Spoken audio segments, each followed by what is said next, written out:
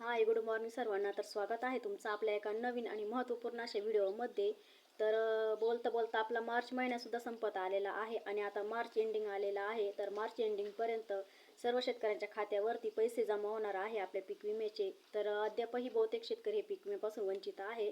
तर ते का वंचित आहे, वारंवार तुम्हाला सूचना देखील दिलेल्या होत्या की आपली ई-पीक पाहणी करा, ₹1 भरून पीक विमा मिळवा किंवा आपल्या आधार कार्डला लिंक करा, असं तुम्हाला वारंवार सांगत आलेलं आहे सरकार. तरीसुद्धा अद्यापही काही शेतकऱ्यांनी आपले आधार लिंक केलेले नाही आहे पासबुकला. तर त्याच्यामुळं तुम्ही लवकरात लवकर तुमचा आधार हे पासबुकला लिंक करून घ्या आणि मार्च एंडिंगपर्यंत पूर्ण पीक विमा हा खात्यावरती जमा होणार आहे. तर त्यासाठी पात्र व्हा. तर काय केल्याने तुम्ही तुमचा पीक विमा तुम्हाला मिळणार आहे त्याबद्दल सविस्तर माहिती आपल्या व्हिडिओच्या माध्यमातून घेणार आहोत. आणि किती जिल्ह्यातल्या शेतकऱ्यांना पीक विमा मिळणार आहे, किती शेतकरी हे पात्र झालेले आहे, हे सुद्धा माहिती आपण आज आपल्या व्हिडिओच्या माध्यमातून घेणार आहोत.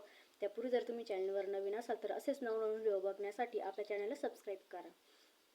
तर शेतकरी मित्रांनो, शेतकरी बांधवांच्या खात्यात आधार लिंक असलेल्या सर्व शेतकरी बांधवांच्या खात्यामध्ये आजपासून पीक विमा जमा होणार आहे. त्याचप्रमाणे आधार अभावी सुद्धा बहुतेक शेतकऱ्यांना पीक विम्यापासून वंचित राहावं लागणार आहे. त्यामुळे पावणे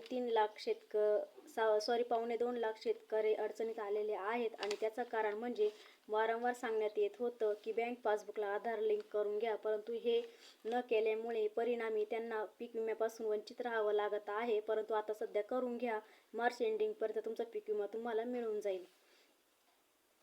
तर शेतकरी मित्रांनो, मार्च एंडिंगपर्यंत 49.78 लाख शेतकऱ्यांना 2243 कोटी रुपयाचं वितरण हे करण्यात येणार आहे. त्याचबरोबर 3.15 लाख शेतकऱ्यांना 87 कोटीचं वितरण हे करण्यात येणार आहे. याचं कारण म्हणजे या शेतकऱ्यांच्या पासबुकला आधार लिंक नाही. त्यामुळे लवकरात लवकर आपल्या पासबुकला आधार लिंक करून घ्या. त्यामुळे जे काही पीक विम्याची भरपाई आहे ती तुमच्या खात्यावरती लवकरात लवकर जमा होणार आहे.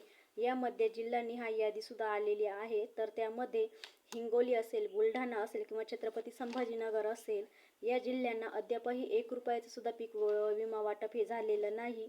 तर त्या शेतकऱ्यांनी आपले आधार लिंक करून घ्या. त्याचबरोबर नाशिक, सिंधुदुर्ग, रत्नागिरी, त्यानंतर सांगली, कोल्हापूर, त्याचबरोबर जालना, त्यानंतर बीड, त्याचबरोबर धाराशिव आणि लातूर, धाराशिव जिल्ह्यामध्ये सुद्धा बहुतेक शेतकरी अजून पीक विम्यापासून वंचित आहे. परंतु आता सर्व शेतकऱ्यांना हा पीक विमा मिळणार आहे.